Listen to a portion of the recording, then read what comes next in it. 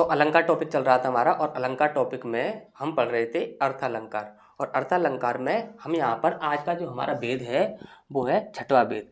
अर्थालंकार का ये आपका छठवां वेद है। इससे पहले हम 5 वेद कंप्लीट कर चुके हैं। तो यहाँ पर समझते हैं छठवां वेद है आपका अन्योक्ति अलंकार। तो अन्योक्ति अलंकार क्या होता है, सबसे पहले हम समझते हैं अन्योक्ति का शाब्दिक अर्थ क्या होता है। अन्योक्ति ये 2 शब्दों से मिलकर बनता है, अन्य प्लस उक्ति, इस प्रकार से ये बनता है अन्योक्ति। ठीक, अन्य का अर्थ होता है दूसरे, उक्ति का अर्थ होता है कथन।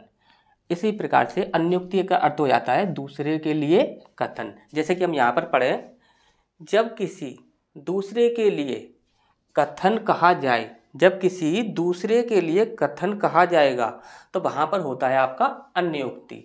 जैसे कि परिभाषा से यदि हम समझें, जब किसी अप्रस्तुत माध्यम के सहारे, जब किसी अप्रस्तुत माध्यम के सहारे किसी प्रस्तुत माध्यम का वर्णन किया जाए।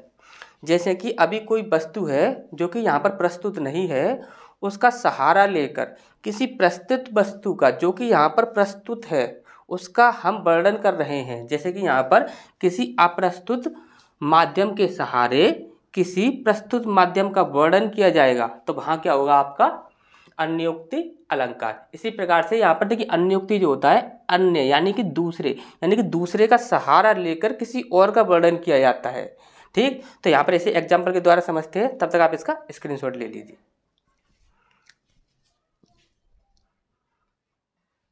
तो यहाँ पर ये अन्योक्ति अलंकार के ये हमारे उदाहरण हैं, इनकी सहायता से इनको समझते हैं। जैसे कि यहाँ पर लिखा है, माली आवत देख के कलियां करें पुकारी, फूले फूले चुनी लिए काली हमारी बारी।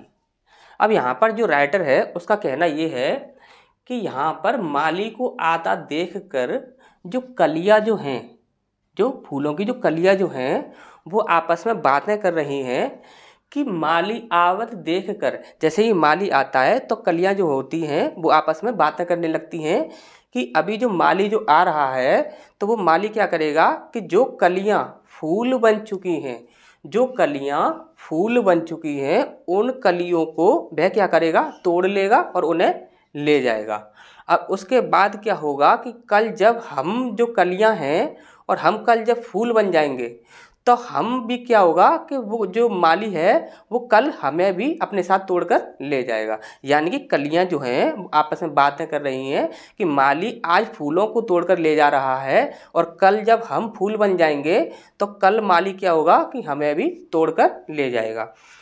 यहाँ पर राइटर ने जीवन की एक सत्यता को प्रदर्शित किया है इस काव्य की सहायता से। जैसे कि उनका कहना ये है कि जब एक व्यक्ति जो होता है, जो पृथ्वी पर जो कोई भी जीव हो, जिस किसी भी जीव का पृथ्वी पर जन्म होता है, वह जीव कभी भी कोई भी अमर नहीं है, उन सबको एक दिन मरना ही होता है। तो इसी बात को यहाँ पर बताने का प्रयत्न किया है राइटर की सहायता से। अब इसके बाद दूसरा हमारा एग्जाम्पल है, नहीं पराग नहीं मधुर मधु, नहीं विकास यही काल, अली कली ही ते भंदियो आगे कौन हवाल। तो यहाँ पर क्या है कि यहाँ पर जो कवि है वो कवि कौन है, बिहारी जी। तो बिहारी जी ने यहाँ पर भंवरों का, यानी कि भंवरों का, ये देखिए अली जब कभी भी आपको शब्द दिखेगा तो आप उसे बोलोगे भंवरा। ठीक, यहाँ पर भंवरे का सहारा लेते हुए जो हमारे बिहारी जी हैं उन्होंने क्या किया है कि महाराज जयसिंह की स्थिति का वर्णन किया है। तो यहाँ पर उनका कहना क्या है कि जो महाराज जयसिंह जो थे वो अपनी उनकी जो छोटी सबसे छोटी जो रानी थी, उनकी सबसे छोटी जो रानी थी वो बहुत ज़्यादा सुंदर थी और बहुत ज़्यादा चतुर भी थी, यानी कि बुद्धिमान भी थी। तो महाराज जयसिंह जो थे वो अपनी सबसे छोटी, यानी कि सबसे छोटी जो रानी थी, सबसे सुंदर जो रानी थी, उसके प्रेम में इतना मोहित हो जाते हैं कि वह राजकाट के बारे में ध्यान देना बिल्कुल ही छोड़ देते हैं। तो महाराज जयसिंह की वास्तविक स्थिति के बारे में और जो उस समय की वर्तमान स्थिति जो थी उस स्थिति के बारे में यहाँ पर बताया गया है। ठीक, तो ये चीज़ आपको अच्छे से समझ आ गई होगी। तो इसके बाद अब हमें 7वां पाठ पढ़ना है, 7वां भेद पढ़ना है, जो है आपका असंगति अलंकार। ठीक, तो उसे देखते हैं, तब तक आप इसका स्क्रीनशॉट ले लीजिए।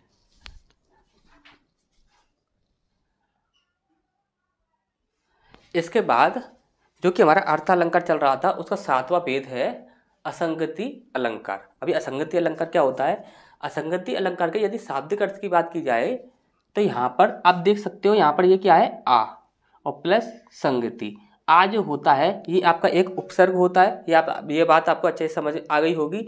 ये आ एक ऐसा उपसर्ग होता है जो कि एक सकारात्मक शब्द को नकारात्मक बनाने के लिए प्रयोग किया जाता है। तो आ का अर्थ होता है नहीं और संगति का अर्थ होता है संगति यानी कि साथ।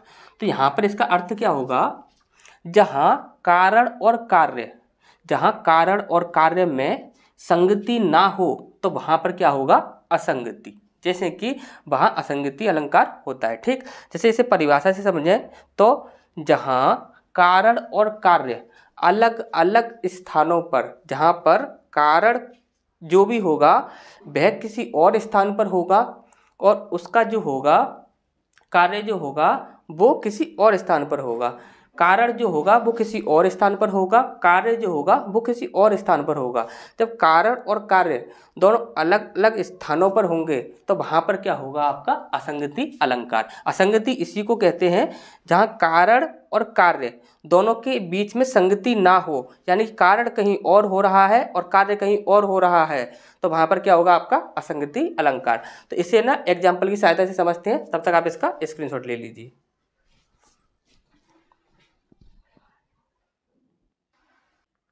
तो यहाँ पर असंगति अलंकार के ये हमारे एग्जाम्पल हैं, इनकी सहायता से हम समझते हैं। जैसे कि यहाँ पर लिखा है पीर राम उर उठी लगियो लखन के घाव। आपको पता ही है कि रामायण में क्या होता है कि लखन को बाण लग जाता है तो क्या होता है कि जब वहाँ पर वो मूर्छित होकर गिर पड़ते हैं। तो यहाँ पर क्या है कि ये जो घाव है ये किसको हुआ है? ये हुआ है लखन को। किसको हुआ है? लखन को, यानी कि लक्ष्मण को। अब यहाँ पर बोला जा रहा है कि पीर यानी कि दर्द। अब ये जो दर्द जो हो रहा है ये किसको हो रहा है? ये हो रहा है राम को। अब ध्यान से समझिए कि घाव जिसको होगा यानी कि चोट जिसको लगेगी दर्द भी उसी को होना चाहिए, लेकिन यहाँ पर क्या हो रहा है कि चोट लगी है लखन को। चोट किसको लगी है? लखन को। और दर्द किसे हो रहा है? राम को। तो यहाँ पर क्या है? असंगति है, यानी कि कारण कहीं और है और जो क्रिया हो रही है वो कहीं और हो रही है। यानी कि अब ध्यान से समझिए, लखन को घाव हुआ है तो दर्द भी लखन को ही होगा, लेकिन यहाँ पर दर्द किसको हो रहा है? श्री राम के हृदय में दर्द हो रहा है। ठीक, तो यहाँ पर क्या है कि असंगति अलंकार है। ठीक, तो ये चीज़ आपको अच्छे से समझ आ गई होगी। नेक्स्ट है यहाँ पर पिचका चलाई और जुबती भिजाई नेह लोचन नचाई मेरे अंग ही नचाई गो। ठीक, तो यहाँ पर क्या है? यहाँ पर आप ध्यान से समझिए, लोचन का अर्थ होता है आँखें, नचाई मेरे अंग ही, अंग यानी कि जो अंग होते हैं वो। ठीक, नचाई गो।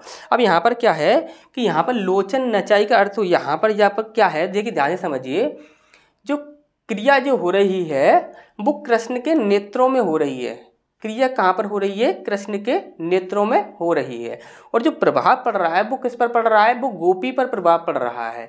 यानी कि क्रिया यहाँ पर हो रही है वो कृष्ण की आंखों में हो रही है और जो प्रभाव पड़ रहा है वो किस पर पड़ रहा है? गोपी पर पड़ रहा है। यानी कि यहाँ पर बोला जा रहा है जब जो क्रिया है वो कृष्ण की आंखों में हो रही है और यहाँ पर क्या है कि जो गोपी जो है उसका अंग अंग नाचने लगता है। क्या करने लगता है? अंग अंग उसका नाचने लगता है। तो यहाँ पर क्रिया कृष्ण की आंखों में हो रही है और यहाँ पर प्रभाव क्या किस पर पड़ रहा है? गोपी की अंग अंग नाच उठे हैं। ठीक, तो यहाँ पर भी क्या है? असंगति है। तो ये चीज़ आपको अच्छे से समझ आ गई होगी। यदि किसी भी प्रकार का यदि कोई भी आपको कन्फ्यूजन हो या कोई भी डाउट हो तो आप कमेंट बॉक्स में कमेंट कीजिए, जो भी आपका डाउट होगा वो दूर किया जाएगा। तो मिलते हैं फिर नेक्स्ट क्लास में।